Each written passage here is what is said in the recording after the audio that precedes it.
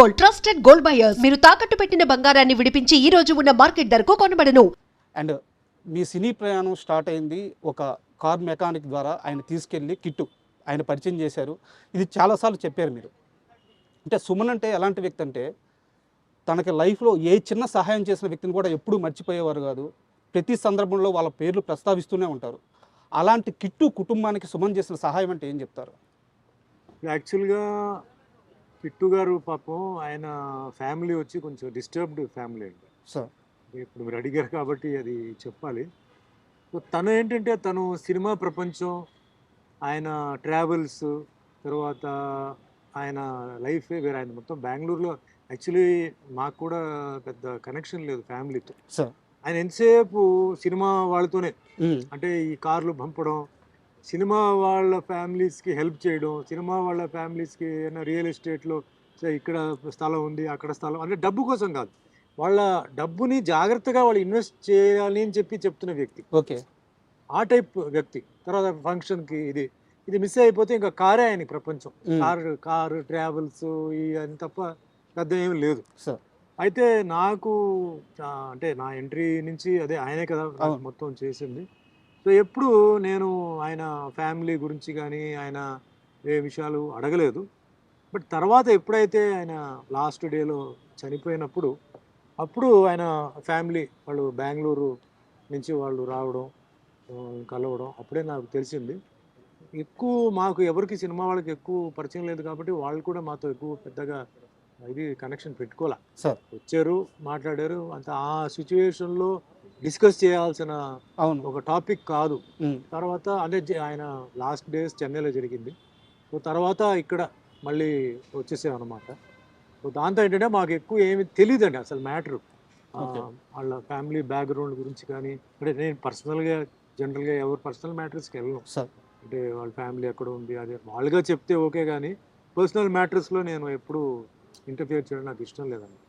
అంటే ఈ క్వశ్చన్ అడగడానికి కారణం ఏంటంటే సార్, మీరు చాలా ఇంటర్వ్యూలో కిట్టు నా గాడ్ ఫాదరు, ఆయన ద్వారానే ఇండస్ట్రీలోకి వచ్చానని చెప్పారు. సో తర్వాత కిట్టు ఏమయ్యారు అనేది చాలా మందికి తెలియదు. అవునవును. సో అందుకని ఈ క్వశ్చన్ అడిగాను. ఇప్పుడు చనిపోయి ఆల్మోస్ట్ 10 years పైన అయిపోయింది సార్. 10 years 12 years అయిపోయింది సార్. ఎందుకంటే సుమన్ అంటే మాకందరికీ ఒక నిధిలాగా అనమాట. ఇలాంటి ఒక నిధిని ఇండస్ట్రీకి ఇచ్చిన మనిషి గురించి ప్రస్తావించి ఇంటర్వ్యూ స్టార్ట్ చేద్దాం అనుకున్నాను. అండ్ మీ కెరీర్ విషయానికి వస్తే సార్, ఫస్ట్ మూవీ నా తమిళ్లో నేమ్ ఏదే స్విమ్మింగ్ పూల్ అని ఏదో పేరు వస్తుంది తెలుగులో. ఫస్ట్ సినిమాలోనే ఫైటర్కి ఒక 5-6 పుల్లు రాలగొట్టారంట. అంటే నన్ను ఫస్ట్ ఆఫ్ ఆల్ నేను సినిమా ఫీల్డ్కి వెళ్ళడానికే నా కరాటే బ్యాక్గ్రౌండ్ అండి. Yes sir. అంటే పర్సనాలిటీ అప్పుడు ఉంది సార్, కానీ యాక్టింగ్ తెలియదు, డాన్సింగ్ తెలియదు.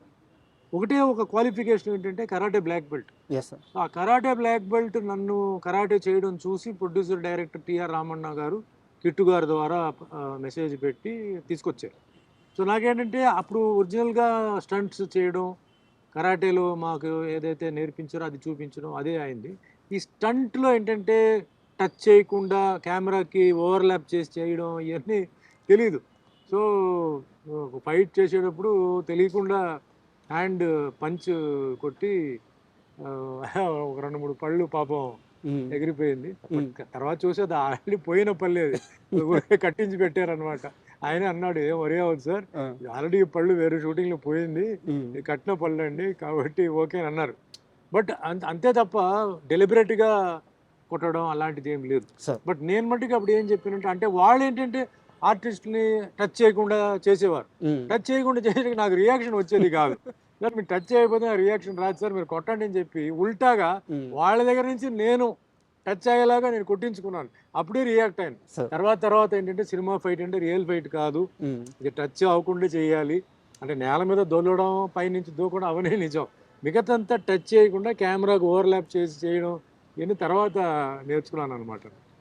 అండ్ అప్పటికే మీరు తమిళ్లో చాలా పెద్ద స్టార్ అయిపోయారు. తెలుగులో అప్పటికి ఏంటంటే సీనియర్ హీరోలు అప్పుడప్పుడే తగ్గుతూ యంగ్స్టర్స్ వస్తున్నారు. అలాంటి టైంలో కరెక్ట్ టైంలో మిమ్మల్ని తెలుగులోకి తీసుకొచ్చింది భానుచంద్ర గారు.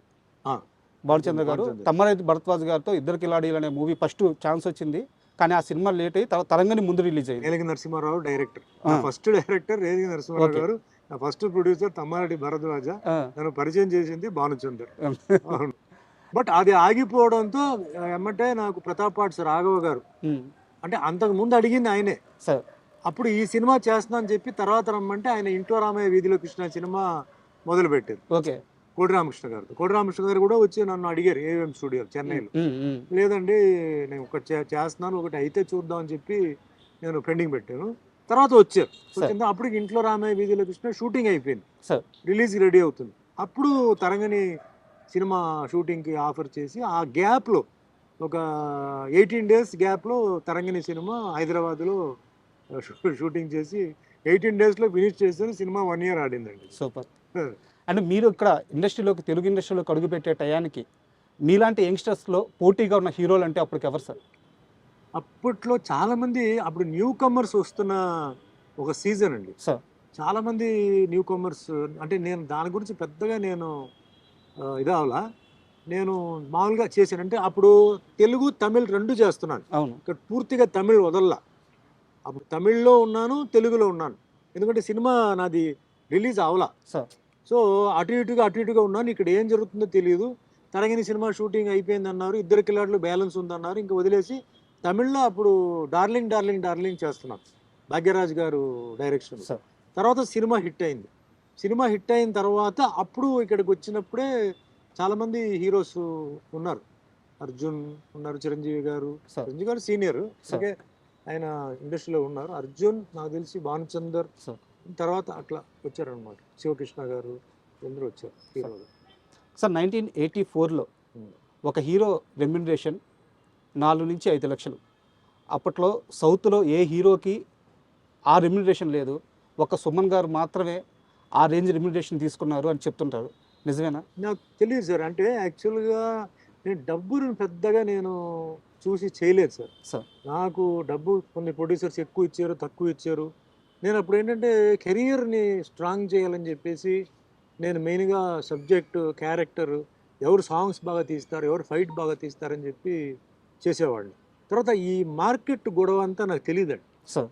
మార్కెట్, సినిమా ఎంత కలెక్షన్ అయింది, మనం ఎంత అడగాలి, సినిమా పోయిందా మనం ఎంత అడగాలి, ఏం తెలీదు. ఒక ప్రొడ్యూసర్ వచ్చేసి ఎప్పుడు వచ్చాడు, సార్ స్టోరీ చెప్పండి. ఇప్పుడు కూడా అదే నేను చెప్పేది, స్టోరీ చెప్పండి, నా క్యారెక్టర్ చెప్పండి. అంటే సార్ డబ్బు ఎంత తీసుకుంటారు, అది పాయింట్ కాదు, నా స్టోరీ చెప్పండి, క్యారెక్టర్ చెప్పండి. అప్పుడు ఎన్ని రోజులు మీరు చేస్తారు, ఏం చేస్తారు, అప్పుడు కూర్చొని మాట్లాడతారు. ఇప్పుడు కూడా అదే, అప్పుడు కూడా అదే. డబ్బు నా లెక్కలో ఏంటి సార్, ఆటోమేటిక్గా మార్కెట్ పెరిగినప్పుడు అదే వస్తుంది సార్, మనం అడగాల్సిన పని లేదు, ఆటోమేటిక్గా. ఆ విధంగా నాకేంటంటే కొన్ని ప్రొడ్యూసర్స్ దగ్గర కొంచెం ఎక్కువ వచ్చింది, డబ్బు వచ్చింది, డబ్బు గురించి నేను పెద్దగా నేను చేయలే. బట్ కానీ అప్పట్లో అది రికార్డ్ అండి సార్. అంటే సౌత్లో మేబీ అప్పట్లో మొత్తం అన్ని లాంగ్వేజ్లో కలిపి ఏ హీరో కూడా ఆ రేంజ్ రెమ్యునరేషన్ లేదంట. లేదు సార్. అప్పుడు ఆల్రెడీ తమిళ్లో రజనీకాంత్ గారు, కమల్ హాసన్ గారు వాళ్ళందరూ హై రేంజ్లో ఉన్నారు అప్పుడు.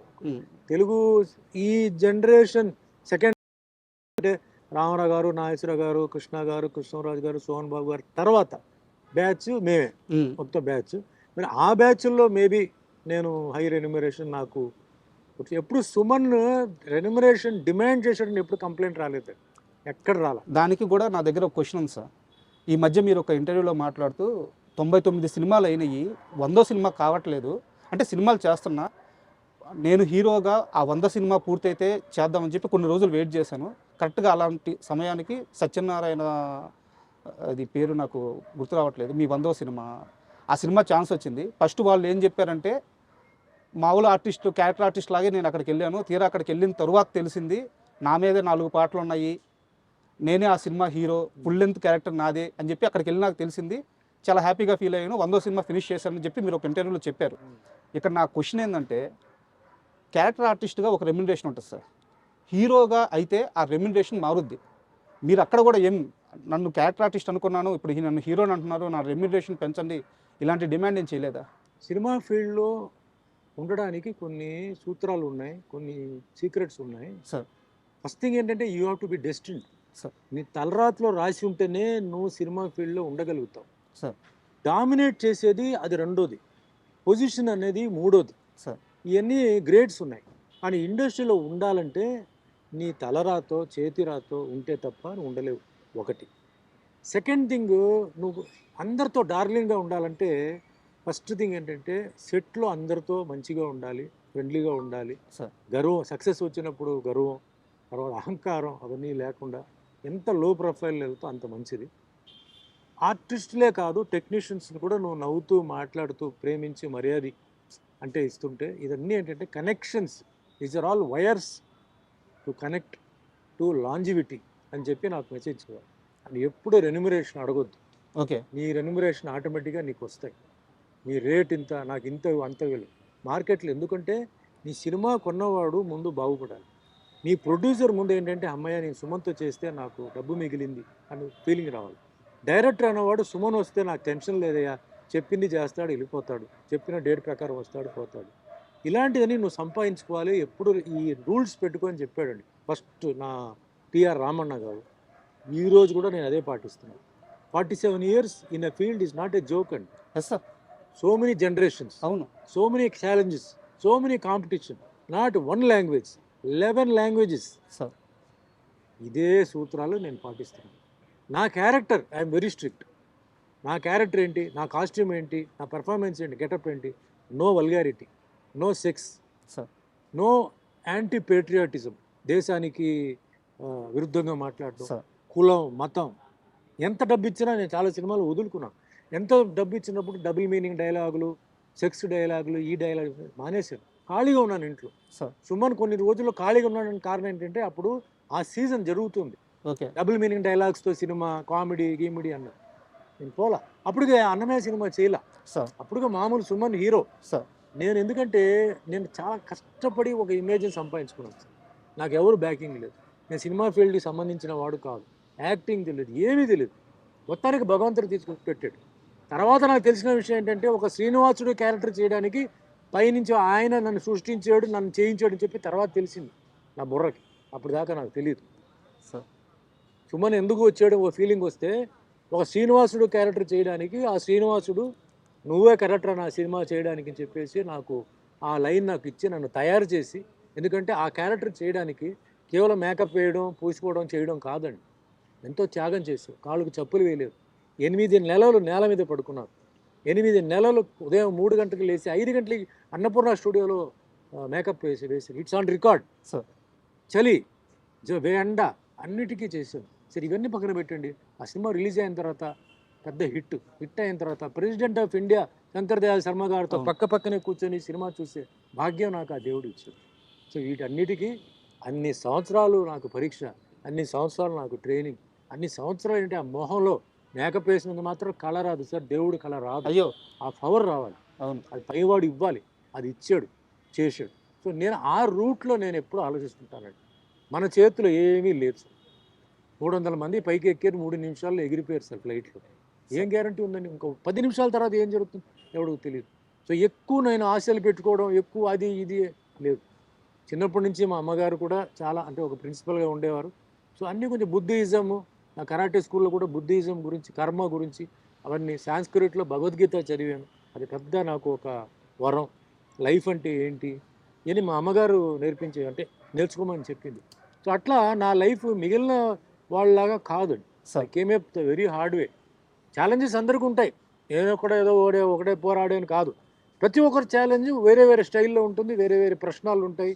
అంటారు కదా, never copy the neighbours answer paper. అప్పుడు ఆయన క్వశ్చన్స్ ఆర్ వాళ్ళ లైఫ్ వేరే. Comparison, no comparison. నేను ఎప్పుడు నాతో పాటు కాదు, నా కింద ఉన్న వాళ్ళతో కంపేర్ చేస్తాను. భగవంతుడు నాకు ఇది ఇచ్చాడు, ఇది మనం కాపాడుకోవాలి. ఎవడేం చెప్పినా నాకు అనవసరం. నేను చేసేది రైటా రాంగా సార్. తర్వాత ఎవరినైనా నేను ఒకవేళ ఏదైనా అనేస్తే తర్వాత వెళ్ళిపోయి నేను క్షమాపణ అడిగితే అనలా.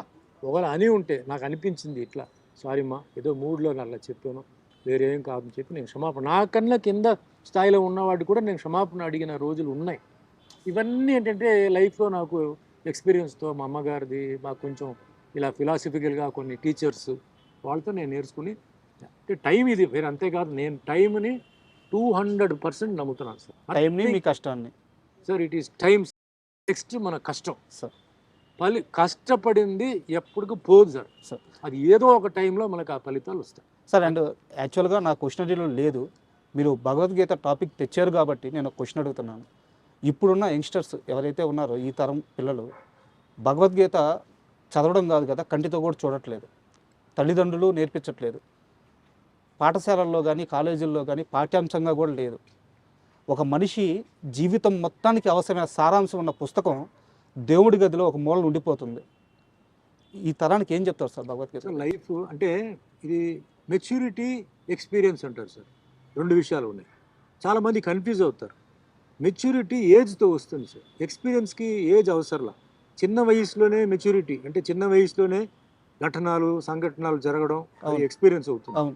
కొందరికి చిన్న వయసులోనే కొన్ని ఎక్స్పీరియన్స్ రావడంతో లైఫ్ని అప్పుడే వాళ్ళు నేర్చుకుంటున్నారు. వాళ్ళు వాట్ ఈజ్ లైఫ్ వాళ్ళకి తెలుసు. సో లైఫ్ను వాళ్ళు నేర్చుకుంటున్నారు. కొందరికి ఏంటంటే టైం పడుతుంది. కొందరికి ఏంటంటే కొంచెం సుఖం ఉండడంతో వాళ్ళకి ఆ కష్టాలు ఏమిటో తెలియదు. సో కొందరు ఏంటంటే కష్టాలు చూసి లైఫ్ని ఎక్స్పీరియన్స్ చేసి వాళ్ళు బ్యాలెన్స్డ్గా ఉంటారు. ముఖ్యంగా బాగా కోటీశ్వరులు పిల్లలు ఉంటారు.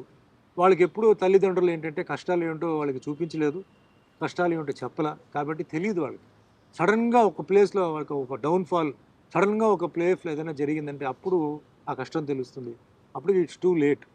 తర్వాత అడ్వైజ్ మీరు ఎవరు ఇచ్చేదండి లైఫ్లో? Who is the person to give you advice అండి? వాళ్ళకి ఏ ఎక్స్పీరియన్స్ ఉందండి? వాళ్ళకి 200% ఎక్స్పీరియన్స్ ఉందా? వాళ్ళకు ఉన్న ఎక్స్పీరియన్స్తో మీకు వాళ్ళు అడ్వైస్ చేస్తారు. ప్రపంచంలో ఉన్న మొత్తం ఎక్స్పీరియన్స్ వాళ్ళకి లేదు, నాలెడ్జ్ వాళ్ళకి లేదు. భగవద్గీతలో మొత్తం ఉందండి. భగవద్గీతలో మనం కూర్చొని అంటే సాంస్క్రిట్ చదవకరా, ఇంగ్లీష్ కూడా ఉంది. ఒక ఏజ్ వచ్చిన తర్వాతనే భగవద్గీత ఏమిటనేది తెలుస్తుంది. చిన్న వయసులో వాళ్ళకి తెలియదు సార్. చిన్న వయసులో అది అలా జరిగి ఉండేది, ఇలా జరిగింది, అది ఇది అంటారు, తెలియదు. That is immaturity. But maturity వచ్చినప్పుడు వాళ్ళు ఎవరిని అడిగితే మనకు కరెక్ట్ అడ్వైస్ ఇస్తారు. లాయరా, జడ్జా కాదు, వాళ్ళు ఇస్తారు. వాళ్ళు ఇచ్చే ఇదేంటే బుక్ నాలెడ్జ్ ఉంటుంది, కొంచెం ప్రాక్టికల్ నాలెడ్జ్ ఉంటుంది. బట్ ప్రపంచంలో ఉంటున్న ఒక అడ్వైజర్, బెస్ట్ అడ్వైజ్ ఎవరంటే భగవద్గీత. అదేదో హిందూ రిలీజన్ అని కాదండి. Bhagavad Gita can be studied by a Muslim, by a Christian, by a Buddhist, by a sick, by a Jain, anybody. It is a book of knowledge of how to live life. నా ఎక్స్పీరియన్స్తో నేను చెప్తున్నా. చిన్నప్పుడు మా అమ్మగారు నేర్పించారు. ఎందుకురా మాకు భగవద్గీత ఎందుకు, ఇదేంటిది అన్నాను. అలాగే మా ఇంటి ఎదురులోనే కరాటే స్కూల్, చిన్న 6th క్లాస్లో వెళ్ళరా అన్నారు. కరాటే ఎందుకు, దేనికి ఇది అన్నారు. మెల్లిమెల్లిగా కరాటేలో ఉన్న బెనిఫిట్స్, మన ఫిజికల్ ఫిట్నెస్ ఎలా ఉంటుంది, మెంటల్ ఫిట్నెస్ ఎలా ఉంటుంది, బాడీ కండిషన్ ఎలా ఉంటుంది, అలాగే ఒక బ్లాక్ బెల్ట్కి వచ్చేటప్పుడు దాంట్లో ఉన్న విషయం తెలుసుకున్నాను. మనలో ఉన్న ఒక patience, calmness.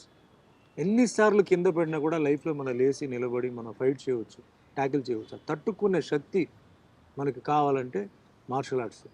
Discipline, devotion, dedication, daringness లైఫ్లో అదన్నీ ఒక మెథాడికల్గా నేర్పించేది నాకు martial arts. Book of knowledge, లైఫ్ని ఎలా ముందుకు తీసుకెళ్ళాలి చెప్పింది నాకు భగవద్గీత. Super sir. అండ్ ఒక్కసారి ఎర్లీ 80sలోకి వెళ్తే సార్, అప్పట్లో మీరు ఒక స్టేట్మెంట్ ఇచ్చారు. నేను పెళ్ళంటూ చేసుకుంటే తెలుగు అమ్మాయినే చేసుకుంటాను అని చెప్పి ఒక స్టేట్మెంట్ ఇచ్చారు. అది మీరు ఏ ఉద్దేశంతో ఇచ్చారో నాకైతే తెలియదు, కానీ మీ వల్ల చాలా ఊర్లలో చాలామంది అమ్మాయిలు పెళ్లి చేసుకోకుండా ఆగిపోయారు. తెలుసా మీకు ఆ విషయం? తెలుసు. యాక్చువల్గా ఒక ఎగ్జాంపుల్ చెప్తాను మీకు. మాది నెల్లూరు జిల్లా కావాలి సార్. అక్కడ ఓల్డ్ టౌన్ అని ఒక ఏరియా ఉంటుంది, పాతూరు ఒక ఏరియా ఉంటుంది. అక్కడ ఒక లేడీ, అంటే మేము చిన్నపిల్లలుగా ఉన్నప్పుడు ఆమె 30 ఏజ్, మేబీ 28 ఆ ఏజ్ ఉండొచ్చు. చాలా మంచిగా ఉంటారు, మంచి ఎత్తు, పర్సనాలిటీ చాలా మంచిగా ఉంటారు. ఆ ఇంటి ముందు నుంచి వెళ్ళిపోయే వాళ్ళందరూ కూడా అప్పటి నుంచి, అంటే మేము పెద్ద అయ్యే వరకు కూడా ఆ ఇంటి ముందు నుంచి వెళ్తుంటే అందరిది ఒకటే డైలాగు, ఈ ఇంట్లో ఒక అమ్మాయి ఉంటుంది, సుమన్నే పెళ్లి చేసుకుంటుందంట, లేకపోతే చేసుకోదంట. అలాగా మేము పెద్ద అయ్యే వరకు కూడా ఆ మాట ఇంటూనే ఉన్నాం. తన తర్వాత చాలా ఏజ్ వచ్చిన తర్వాత పెళ్లి చేసుకుంది. సో నేను ఏం చెప్పట్లేదు.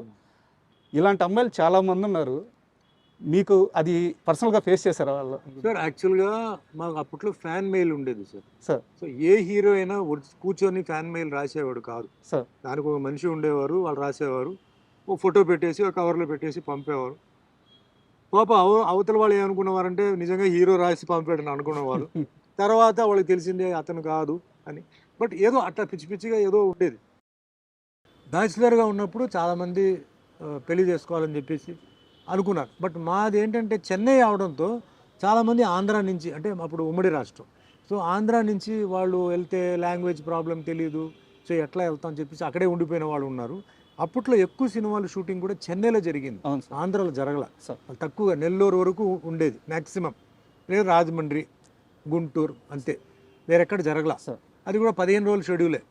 సో ఎక్కువ కాంటాక్ట్ లేదు. ఇంకోటి వాళ్ళకి ఏంటంటే చెన్నైకి వచ్చి ఎక్కడ వెళ్ళాలి, ఎక్కడ వెతకాలి అని కొందరు, కానీ కొందరు వెళ్ళి వెతుకుదాం అని చెప్పి బయలుదేరదామని చెప్పి అన్ని మూట సర్దుకొని వచ్చేసి వెతికిన వాళ్ళు ఉన్నారు. మాకు తెలియకుండా చాలా స్టూడియో గేట్ దగ్గర నుంచొని, అంటే వాళ్ళ ఫీలింగ్ అంటే ఒక స్టూడియో అంటే ఇది ఒకటే, ఇంకా ఇక్కడే వస్తారు అనుకునేవాళ్ళు. పాపం వాళ్ళకి తెలియదు. సార్ అంటే sorry to interrupt you sir, చాలామంది అమ్మాయిలు ఒక్కసారి సుమన్ గారిని చూస్తే చాలు అనుకుని బతికిన వాళ్ళు కూడా ఉన్నారు. ఇప్పుడు కూడా అంటే నేను గొప్పగా చెప్పట్లేదు. ఇప్పుడు చాలా ఎక్కువ లొకేషన్స్కి మనం వెళ్తున్నాం. కొంచెం ఫారెస్ట్ లొకేషన్స్, విలేజ్ అని వెళ్తున్నాం కదా. ఇప్పుడు చాలామంది లేడీస్ ఇప్పుడు కూడా వచ్చి, అంటే పెళ్ళి అయిపోయి వాళ్ళకి పిల్లలు అందరూ ఉన్నారు, వచ్చి సార్ మేము ఒకప్పుడు మీ డైహార్డ్ ఫ్యాన్ అండి, సో ఒక్కసారి జీవితంలో మిమ్మల్ని చూడాలి అని చెప్పి అనుకుంటే సినిమాలు కుదరలా, తర్వాత మీ ఇంటర్వ్యూస్ వచ్చేది టీవీలో, సో ఇంటర్వ్యూ రూపంలో మేము మిమ్మల్ని చూసి అబ్బా సుమన్ అంటే ఇదా, సో మేము చాలా ఆనందపడ్డాం. కానీ ఈరోజు ఫేస్ టు ఫేస్ మీరు వచ్చుంటే మాకు ఏం మాటలు రావట్లేదండి, మేము నిజమా ఇది ఏమిటి అని మాకు తెలియదు. ఎందుకంటే వాళ్ళు చాలా డీప్ ఊర్లో ఉంటారండి, వాళ్ళకి రావడానికి పోవడానికి యాక్సెస్ ఉండదు వాళ్ళకి. సో అట్లా ఇప్పుడు కూడా వచ్చి ఫీల్ అయ్యి చెప్పేవాళ్ళు ఉన్నారు. సో చెప్పి పాపం అంటే మంచి ఉద్దేశంతోనే, మా పెళ్ళి అయిపోయి మా పిల్లలు, మా ఫ్యామిలీ, మా హస్బెండ్ ఇలా చెప్పి వాళ్ళు ఒక మంచి ఒక సార్ ఫ్యానే కదా సార్, ఇప్పటికీ ఫ్యానే సార్. అది ఏదైనా ఫ్యాన్, మేల్ ఆర్ ఫీమేల్, అవును వైస్ వర్స. అవును, ఇప్పుడు ఫీమేల్స్ ఎట్లా ఉన్నారో అలాగే మేల్స్ కూడా ఫీమేల్ హీరోయిన్కి అట్లా ఫ్యాన్ అయిపోయి, ఇప్పుడు చాలామంది హీరోయిన్స్కి ఇదే అయిపోయి అట్లా ఉన్న వాళ్ళు కూడా ఉన్నారు. ఇది ఇండస్ట్రీ అంతే సార్, ఇది మనం తప్పదు. ఈ ఒక్క ఇండస్ట్రీలోనే ఉంది అది. నెక్స్ట్ స్పోర్ట్స్లో ఉంది. మళ్ళీ మంచి స్పోర్ట్స్ మ్యాన్ అయితే పెళ్లి చేసుకోవాలని అమ్మాయిలు మీరు చూస్తుంటారు, మంచి స్పోర్ట్స్ కాంపిటీషన్ జరిగేటప్పుడు గర్ల్స్ వస్తారు ప్రపోజ్ చేయడం, బ్యాచులర్గా ఉంటే వస్తారు. ఐ థింక్ అది అంతే, వేరే దేంట్లో లేదు ఇంత క్రేజ్, వేరే దాంట్లో లేదు. అఫ్కోర్స్ బిజినెస్ అయితే అది వేరే అనుకోండి.